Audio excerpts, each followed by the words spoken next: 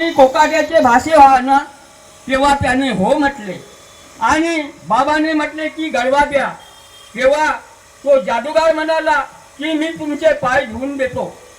बाबा कुणाच्या हाताने पाय धुत नव्हते आणि पायही सुद्धा पडू देत नव्हते। तेव्हा बाबाने म्हटले की मला हात आहेत ना तर गडवा द्या। बाबांनी त्याच्या हातातला गडवा घेतला आणि बाबांनी पाय धुतला। तेव्हा या जादूगाराला खूप राग आला। एवढा मोठा बाबा आणि माझ्या हाताने हा पाय धुत नाही तर म्हणे तुला आत्ताच पाहून घेतो तुझी कशी महान कृपा आहे आणि माझी जादू कशी आहे, तुला आत्ताच जादू चालवतो। या विचारात तो होता आणि बाबाने पाय धुतला आणि त्या कोकाट्याच्या सफरीमध्ये गेले। सफरीमध्ये बसल्यावर त्या शांतीनगरचे सेवक जमा झाले। 25-30 सेवक जमा झाले आणि तो कोकाटे म्हणाला की बाबा संपाकाला वेळ आहे तोपर्यंत आपण चर्चा बैठक चालू करू। बाबाने आदेश दिला आणि चर्चा बैठकीला सुरुवात केला। 5-6 सेवकाचे मार्गदर्शन झाले आणि संपाक होकाच आला। तेव्हा तो त्यांचा मामा जादूगाराचा म्हणाला की बाबा तुम्ही आम्हाला मार्गदर्शन करा, संपाक झालाच आहे। तेव्हा बाबा स्टेजवर गेले। स्टेजवर गेल्याच्या नंतर बाबांनी मार्गदर्शन केले आणि मार्गदर्शन करता करता बाबांनी मार्गदर्शनामध्ये म्हटले की 100 जानते वैद एकीकडे आणि 100 जादूगार एकीकडे आणि माझा एकच सेवक एकीकडे तर माझ्या कोणत्याही जादूगाराचा माझ्या सेवकाच्या केसाला सुद्धा धक्का लागणार नाही। एवढे म्हणल्यावर त्या जादूगाराचा दिमाग खूप गरम झाला। बापरे म्हणत दाखवकर याची दादागिरी म्हणून त्याने जादू चालवण्याचा बाबावर प्रयत्न केला पण त्याने आपल्या मनाला कंट्रोल केला। या ठिकाणी म्हणे हा आपल्या घरी पाहुणा म्हणून आला आणि माझी पत्नी पुरणपोळ्या बनवायला आली तर याच्यावर मी जादू चालवलो तर माझ्या मामाला समजून जाईल की ही माझ्या भाषेची बदमाशकी आहे। म्हणून त्याने आपल्या मनाला कंट्रोल केला आणि बाबावर जादू नाही चालवला। मन हा कोटी नाही कोटी तरी भेटलाच।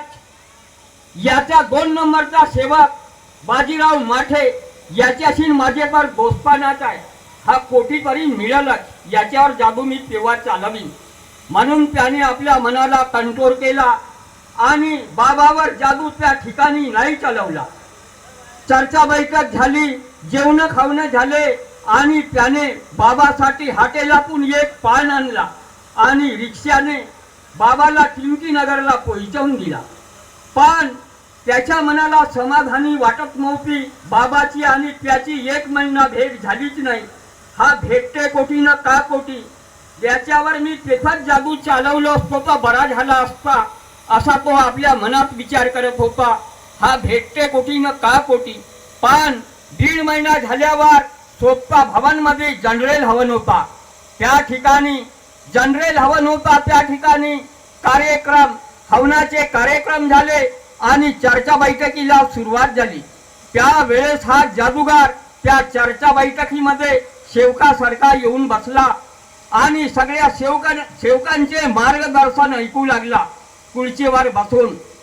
आणि 10-15 सेवकांचे मार्गदर्शन झाले आणि अध्यक्ष भाषण बाबाचे चालू झाले।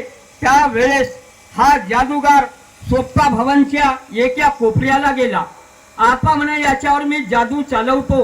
बाबा मार्गदर्शन करत होते आणि हा जादूगार सोप्ता भवनच्या एका कोपऱ्याला गेला आणि तेथून आपला जोरदार मंत्र सोडला। त्याच्याकडे 750 विद्या होती, तेही बंगालची विद्या होती। एका सणामध्ये कोणाचाही जीव घेत होता असा तो काम करत होता। म्हणून त्याने जोरदार बाबाला स्टेजवरून खाली पाडण्याचा मंत्र सोडला। तो मंत्र बाबाच्या छातीपर्यंत आला, तोही मंत्र त्याच्याकडे वापस गेला। त्याच्या मंत्रानं त्याची मसमाती केली आणि त्यालाही त्याने शांत केला। शांत केल्याच्या नंतर बाबा मार्गदर्शन करीतच होते। बापरे म्हणा माझ्यापेक्षा याची कृपा महान आहे का म्हणा, एवढा मी मोठा मंत्र सोडला पण याला मंत्र नाही लागला। आता म्हणा मी याला जाग्यावर जानशी मारतो। पाळण्याचा प्रयत्न केला पण बाबा डगमगले नाही. बाबाच्या छातीजवळ त्याचा मंत्र सुद्धा आला नाही. आणि दुसरा वार त्याने बाबावर सोडला. बाबावर सोडपा बरोबर त्याने पाहिला की याच्यावर मूठ पाठवाता आणि याला जाग्यावर मारावता. त्याने मूठ बाबावर पाठवली, जागावर मारण्याचा मंत्र पाठवला. तोही मंत्र बाबाच्या छातीपर्यंत आला आणि तोही बाबाच्या शरीराला सुद्धा लागला. आणि त्याही त्याने शांत केला. आणि शांत करून त्याने विचार केला की याच्यावर आता मी सोप्ता भवनला याला चिपकावतो. म्हणून त्या सोप्ता भवनच्या वरप चिपकवण्याचा प्रयत्न मंत्र सोडला. आणि मंत्र सोडला त्याला सोप्ता भवनच्या सिलिंगला चिपकवलं की याचे सेवक त्या ठिकाणी 150-200 सेवक होते. हा चिपकला तर याला सोडवण्याकरिता जातील तर मग याच्या मागून एका मागून एक अशी धोरण जमिनीपर्यंत लांबेल असा त्याने मंत्र बाबावर सोडला. मंत्र सोडला बाबाच्या छातीपर्यंत तोही मंत्र आला आणि तोही मंत्र त्याच्याकडे वापस गेला. आणि बाबाने मार्गदर्शन करता करता बाबाने त्याच्या नावाने आवाज मारला का संतोष वानखेडे कोण आहे का म्हणा इकडे. तेव्हा तो सोप्ता भवनच्या कोपऱ्यातून निघाला आणि त्या ठिकाणी 150-200 सेवक बसलेले होते. तो पाहत होता का मी कोणी तरी पळू म्हणून तो पळण्याची वाट पाहत होता.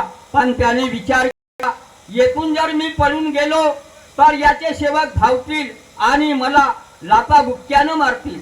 त्याच्यापेक्षा बाबाकडे जाणं बरा. म्हणून तो बाबाच्या टेजकडे आला आणि बाबाला म्हणते बाबा नमस्कार. तेव्हा बाबाने म्हटले की तुझा नमस्कार मला स्वीकार नाही. तेव्हा स्वीकार नाही म्हणला तर त्याने म्हटले की बाबा मला मार्गात येवायचा आहे, मला मार्ग द्या. बाबा म्हणाले मी अशा जादूगराला मार्ग देत नाही. माझ्याकडे शांत सिंपल माणसं माझ्याकडे पाहिजे त्यांनाच मी मार्ग देतो. आणि जादूगराला मार्ग देतो तर त्या जादूचा विसर्जन करावा लागेल तेव्हा मी मार्ग देतो. तेव्हा तो म्हणाला की बाबा मी जादूचा विसर्जन केल्यावर मार्ग द्याल ना. तेव्हा बाबाने सांगितले की तुझ्याकडे विद्या किती आहे का. त्याने सांगितले की 750 विद्या माझ्याकडे आहे बंगालची आणि विद्या आहे. मी एका सणामध्ये किती जादूगारांनी जीव घेतला. सांगितले 9 जादूगार 9 जाणते वैद आणि 60 ठोकण्या एवढ्या लोकांचे मी जीव घेतलो. तेव्हा बाबाने सांगितले की तुला भरल्या गंगेमध्ये जावे लागेल आणि जेवढे मंत्र आहेत तेवढे मंत्र बोलून तेवढ्या डुबक्या मारावी लागेल. एक मंत्र म्हणला का एक डुबकी मारायची असा बाबाने सांगितला. तेव्हा त्याने हो म्हटले आणि बाबा विसर्जन केल्यावर तरी द्याल ना. बाबाने हो म्हटले आणि तो सकाळी उठला आणि कनान नदीवर नागपूरला भरल्या गंगेमध्ये गेला. बाबाने सांगितले की माईच्या गर्भातून जसा मुलगा निघते त्यासारखा गंगेमध्ये उतरावा लागेल आणि एक मंत्र म्हणल्यावर एक डुबकी मारावा लागेल. असे त्याने 750 मंत्र म्हणून विद्या म्हणून 750 वेळा डुबक्या मारल्या. सकाळचे 8 वाजे तो गेला तर संध्याकाळी 7 वाजेपर्यंत त्याच्या डुबक्या मारण्यामध्ये पूर्ण दिवस गेला आणि तो पुरा आत्मस्था झाला. 750 विद्या मारला आणि बाबाच्या मार्गात यांचा त्याने नाव घेतला म्हणून भगवंताला त्या गंगेतून वाचवला. नाही त्या गंगेतून तो वापस आलाही नसता. 750 डुबक्या मारून तो फडीवर निघाला आणि पुरा आत्मस्थ झाला. त्याच्यामध्ये चालण्याची सुद्धा शक्ती नव्हती. तर तो 1 तास त्या नदीच्या काठावर बसला आणि रिक्षावाल्याला बोलावला आणि रिक्षावाल्या बोलावल्यावर तो रिक्षावर कपडे वापरला आणि रिक्षावर बसून घरी आला. त्या जादूगराची पत्नी खूप रागात होती.